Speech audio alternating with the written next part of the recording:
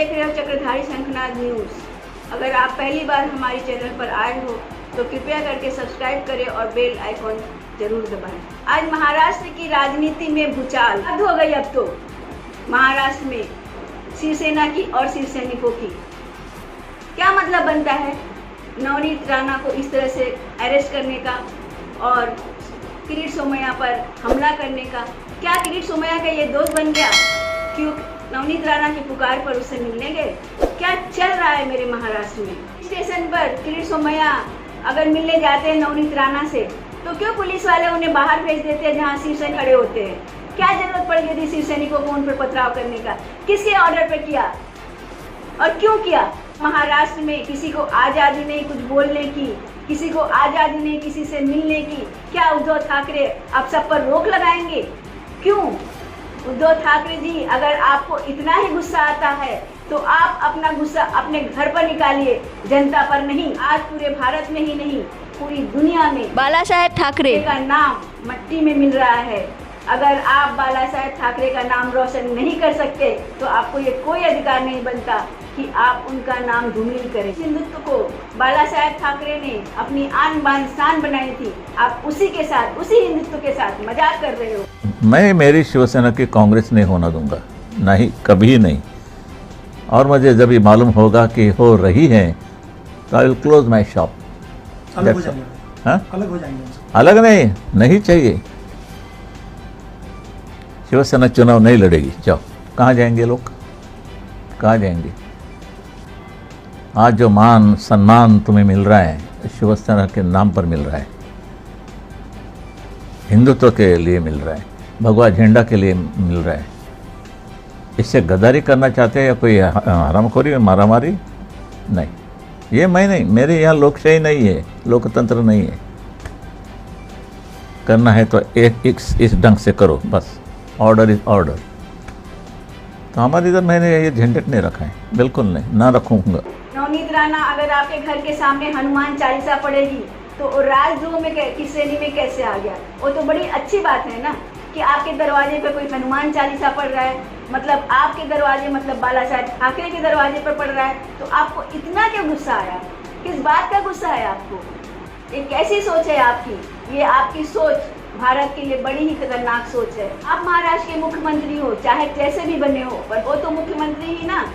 कम से कम आपको अपने ओहदे का तो ख्याल करना चाहिए था कि आप कर क्या रहे हो। एक मुख्यमंत्री होने के नाते आप इस तरह से लोगों को अरेस्ट करवाओगे सिर्फ इसलिए क्यों हनुमान चालीसा पढ़ेंगे?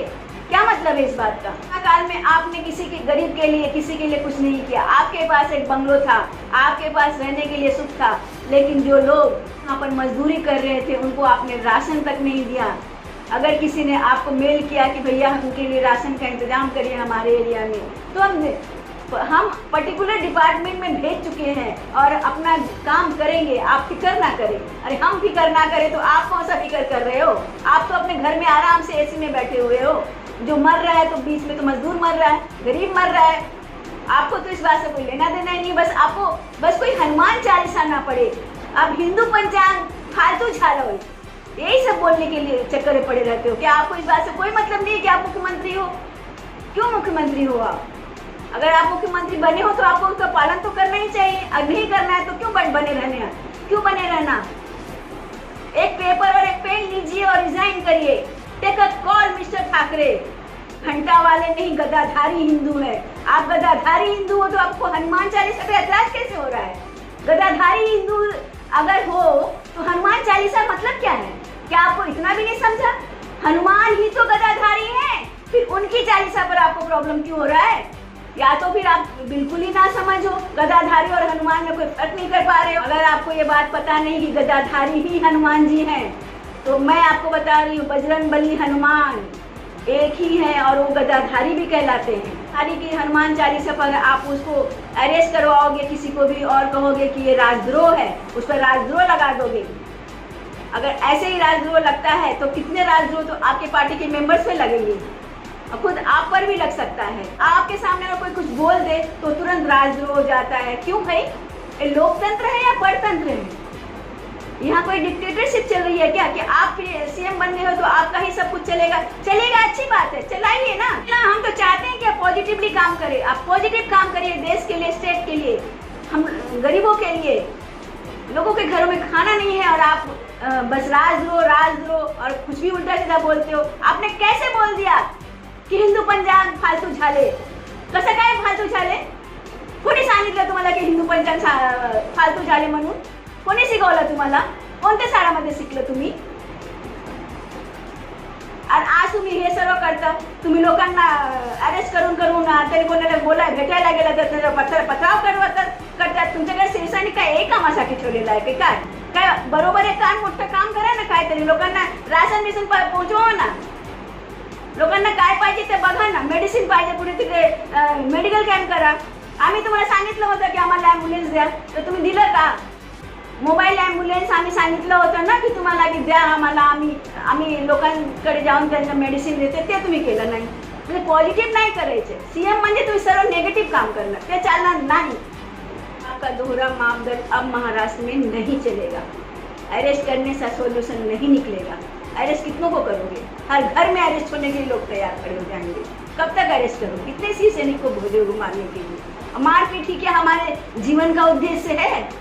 क्या आपके पद को ये शोभा देता है कि आप अपने लोगों को मरवाओ, वो भी नेगेटिवली? अगर कोई पॉजिटिव, बाला साहब ठाकरे जो भी करते थे पॉजिटिवली करते थे। आप शायद भूल गए हो 1992 में इसी महाराष्ट्र में दंगे को रोकने के लिए आर.डी. त्यागी को लाया गया था। में 1992 के दंगों को रोकने के लिए, दी एंड करने के लिए बाला साहब ठाकरे ने आर.डी. त्यागी को लाया था कमिश्नर बनाकर। आप शायद भूल रहे हो इस चीज को। देश के लिए कुछ पॉजिटिव करिए, तभी देश में शांति आई थी, महाराष्ट्र में शांति आई थी। आप महाराष्ट्र में शांति लाने की बजाय और अशांत किए जा रहे हो। आपका ये दोहरा मापदंड अब महाराष्ट्र में नहीं चलेगा। आप अपने पद का इस्तेमाल पॉजिटिवली करिए और कोई अच्छा काम करिए। जनता आपकी ओर देख रही है, इसलिए नहीं देख रही है कि आप इसी को अरेस्ट करिए और उसको अरेस्ट करिए। कभी कंगना रनौत का घर तोड़ दीजिए, कभी पाल घर में साधुओं की लिंचिंग करवा दीजिए, कभी सुशांत मर्डर केस हो जाए, उसमें आप कुछ भी ना बोले, चुप रहेंगे। क्यों चुप थे आप? इस देश में, इस स्टेट में किसी की हत्या हुई, दिशा सालियन की हत्या हुई, आपने कुछ भी नहीं बोला, कोई एक्शन नहीं लिया, कोई राजद्रोह किसी का नहीं दिखा आपको, कोई क्रिमिनल नहीं नजर आया आपको। आज कोई अगर हनुमान चालीसा पढ़ेगा तो वो राजद्रोह कर रहा है। क्यों बोलते हो फिर गदाधारी वाले हैं हम हिंदू? तब आप हिंदू हो ही नहीं। स्वीकार करो इस बात को, या फिर कुछ भी करो, लेकिन इस देश को, इस राज्य को, इस महाराष्ट्र को शांति चाहिए। आप अशांति मत फैलाओ तो मत फैलाओ, नहीं चलेगा इस महाराष्ट्र में। कोई अच्छा काम करिए। बहुत हो चुका, कुत्ते बिल्ली की लड़ाई, मारपीट, अरेस्ट, पथराव बंद करिए सब। और अजब सीएम, देश के लिए, राष्ट्र के लिए, हिंदुत्व के लिए कुछ करिए, कुछ नाम रोशन करिए बाला साहब ठाकरे का, कि आपके जाने के बाद भी हमें गर्व हो कि आप उनके बेटे थे। कहीं ऐसा ना हो कि कोई आपको याद करना भी न चाहे। इसी के साथ मैं अपनी वाणी को विराम देती हूँ। वंदे मातरम, जय हिंद, जय महाराष्ट्र।